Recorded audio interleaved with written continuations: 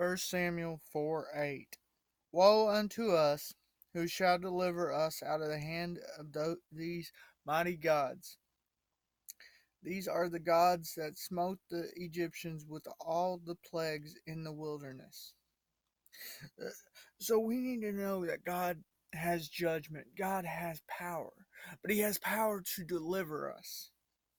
If we're His, He's not going to cast the judgment on us, He'll discipline us. But we ain't going to face His wrath. Will have His mercy. But for those who stand against Him and harm us, because they can't harm Him, so they attack us. Satan can't get to God, but he can get to us. Is going to face His full wrath. The plagues, in a way, is going to be nothing. Okay. Exodus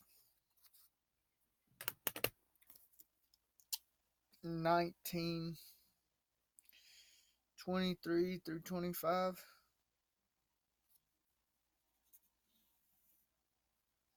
But the people won't come up into the mountain, Moses said. You told them not to. You told them to set borders around the mountain. I declared it off limits. It is a place for only God.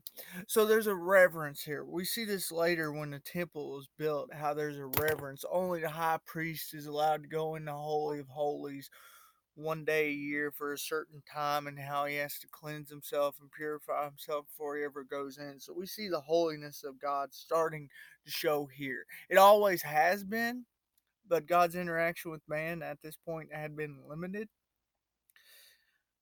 So we need to know that we as Christians are blessed, the fact that we can come in God's presence because of Christ dying on the cross. But we don't need to take the significance of him being holy and it being reverent away from that, because we're made worthy through Christ. He's still holy, he's still sacred, he's still to be reverenced. But he's no longer off limits to us because of what Christ did on the cross, and us being gifted the Holy Spirit to be inside us as believers. But the Lord said, Go down and bring Aaron back with you, and do not let the priest and the people break across the borders. Do not allow them to try to come up here.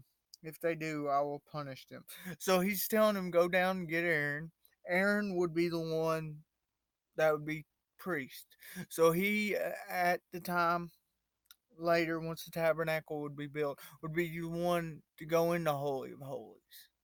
So Aaron would become familiar with God's presence. So it doesn't seem odd